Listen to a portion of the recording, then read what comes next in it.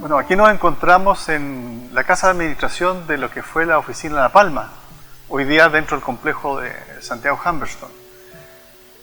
Esta oficina La Palma fue de propiedad de los hermanos Almonte, posteriormente pasó a ser propiedad de la Casa Gibbs y de la compañía Tamarugal. Importante señalar la Casa Gibbs porque, en mi opinión, la Casa Gibbs fue probablemente mucho más importante que John Thomas North y sus compañías. Sin embargo, ha sido la imagen de North la que ha quedado como el gran empresario, el gran salitrero, y probablemente se debe a muchas otras razones que simplemente haber sido dueño de oficinas salitreras. Si fuese por eso, probablemente la Casa Gibbs sea, como dije, más importante. En cambio, North incorpora otros elementos, su vinculación con lo político, su vinculación con la ciudadanía, sus viajes, otros aspectos que lo hacen de él un personaje mucho más interesante. Fíjense que North muere muy joven, tenía algo más de 50 años, ya a fines en la década del 90 ya North ya no se encuentra. Fallece, digamos, de manera inesperada de un ataque al corazón en Inglaterra. ¿Por qué este personaje quedó en el imaginario? ¿Por qué este personaje quedó en la mentalidad y en la historia de Chile? Un personaje que llega al mundo del salitre como un calderero, a trabajar aquí en las salitreras, en la oficina Santa Rita. Posteriormente se transforma quizás con su visión de mundo, ¿cierto?, en un empresario del principal recurso en un desierto, que es el agua. Jugó un papel importante también en el abastecimiento de agua, no solo para el mundo del salitre, sino que también para la ciudad de Iquique, y fundamentalmente para la ciudad de Iquique. Se transformó en un empresario ferrocarrilero. Los hermanos Monteros terminaron cediendo, ¿cierto?, el monopolio salitrero a John Thomas North. Entonces él no fue solamente un industrial del salitre, fue muchas cosas más. Él tuvo empresa en el carbón, estuvo en empresa en otras partes del mundo, en un tiempo muy breve. Eso es lo notable de John Thomas North. Quizás este trabajo que se está haciendo en la memoria de John Thomas North complemente lo que ya hicieron otros, como Pedro Bravo Elizondo, Abel Rosales, en rescatar al Nitrate King, al rey de salitre, al rey del nitrato. Probablemente John Thomas North jamás va a ser olvidado en la historia de Chile, a pesar de la brevedad del tiempo en que él tuvo efectivamente el protagonismo en esta industria, en esta región y en este país.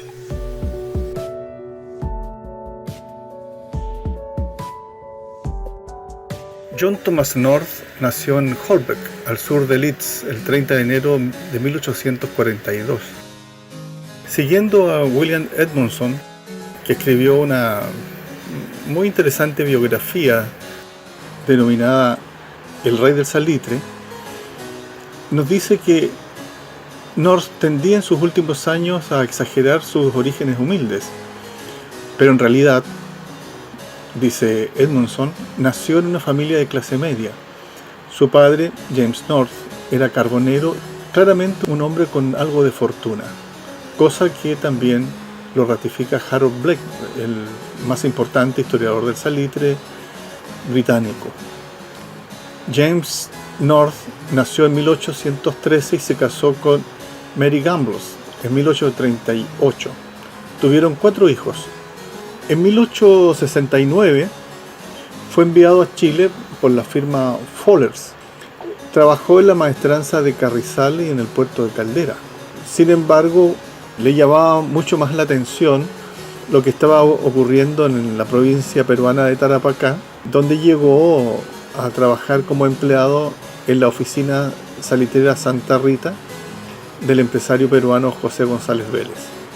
Y allí, sin duda, fue donde aprendió los secretos de esta economía, dedicándose a hacer algunos negocios, especialmente de importación de maquinarias, herramientas, desde Inglaterra, en sociedad con Maurice Jewell, primer vicecónsul británico en Iquique.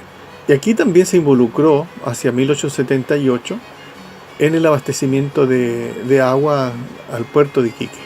Fue propietario de algunos buques cisterna que también fueron utilizados durante la guerra. En realidad, a partir de allí ya comenzaba a sonreírle la fortuna a este hombre que se le conocerá como el rey del salitre. John Thomas North, cuando redacta su testamento, estaba domiciliado en Avery Hill, Eltham, en el condado de Kent.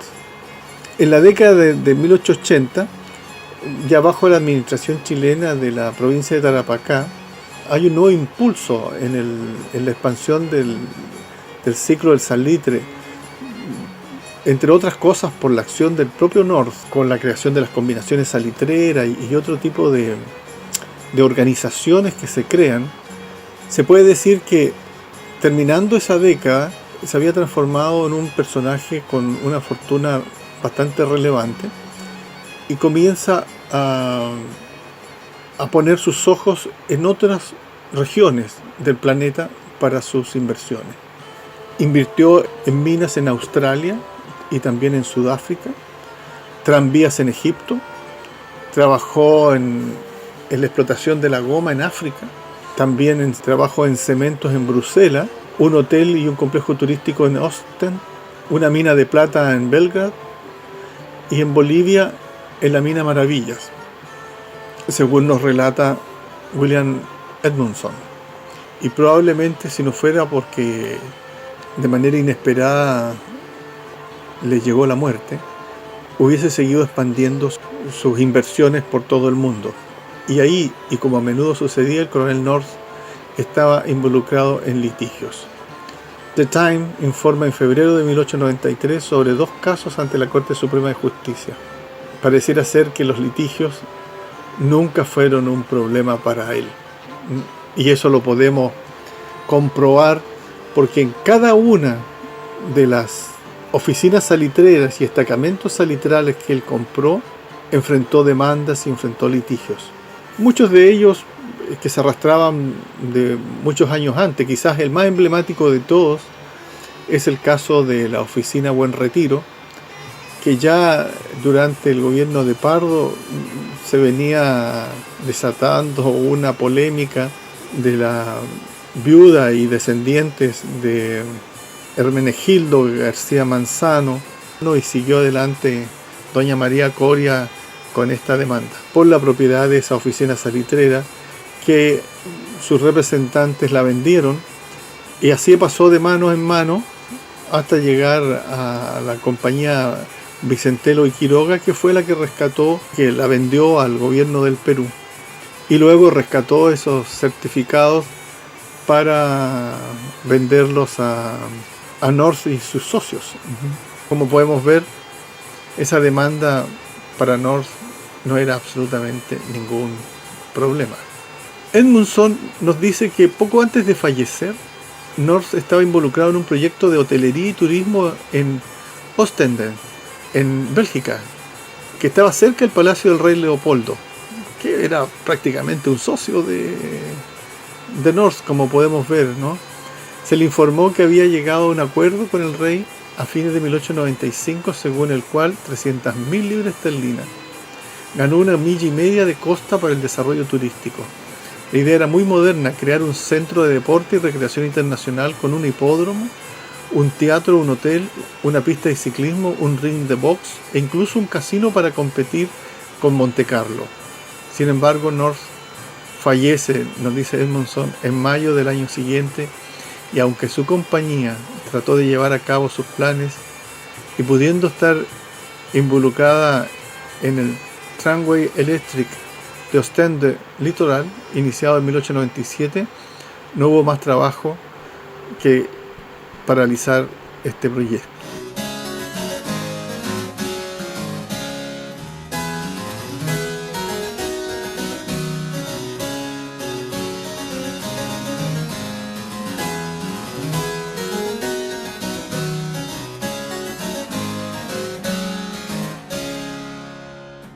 Thomas North fue muy conocido en Inglaterra por las grandes fiestas que él realizaba. Podríamos decir que estas fiestas son parte de sus sombras.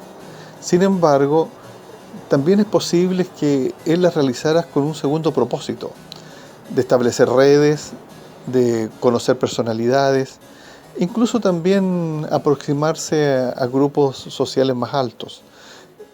Ya conociendo la mentalidad de este personaje, quizás buscando a posibles socios o inversionistas que se interesaran en sus proyectos, ya sea sus proyectos mineros, como el caso de las salitreras de Tarapacá, como en otras inversiones que realizó en distintas partes del mundo, desde África hasta Australia.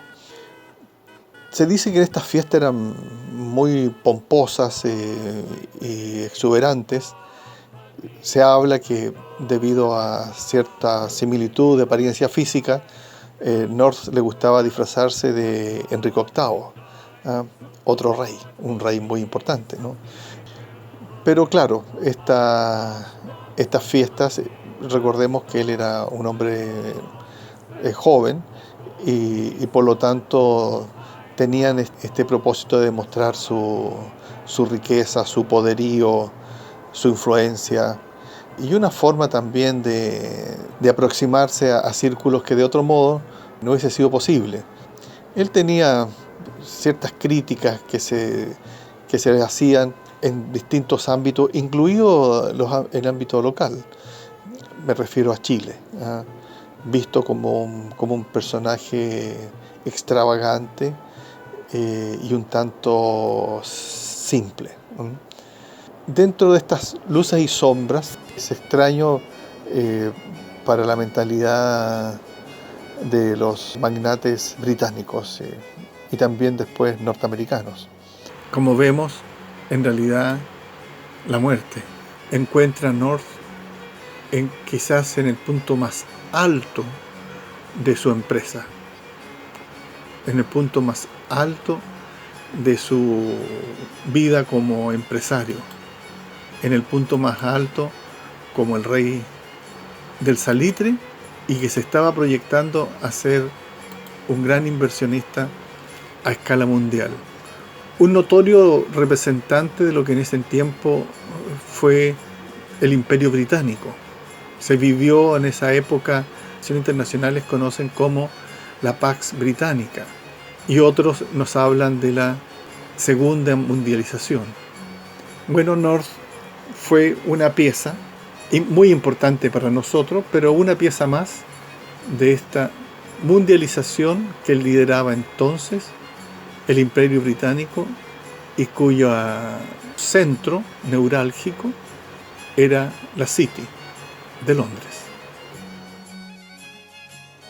Revisando el testamento de John Thomas North, llama la atención que no dejó donaciones a la comunidad, solamente se enfocó en sus familiares más directos, lo cual indica, en cierta forma, que esas donaciones que él realizó tanto en Inglaterra como en Chile, también tuvieron un doble propósito, de, por un lado, él demostrar su proximidad y su compromiso con la sociedad donde él se estaba desenvolviendo, pero por otro también a cierta promoción, publicidad, propaganda.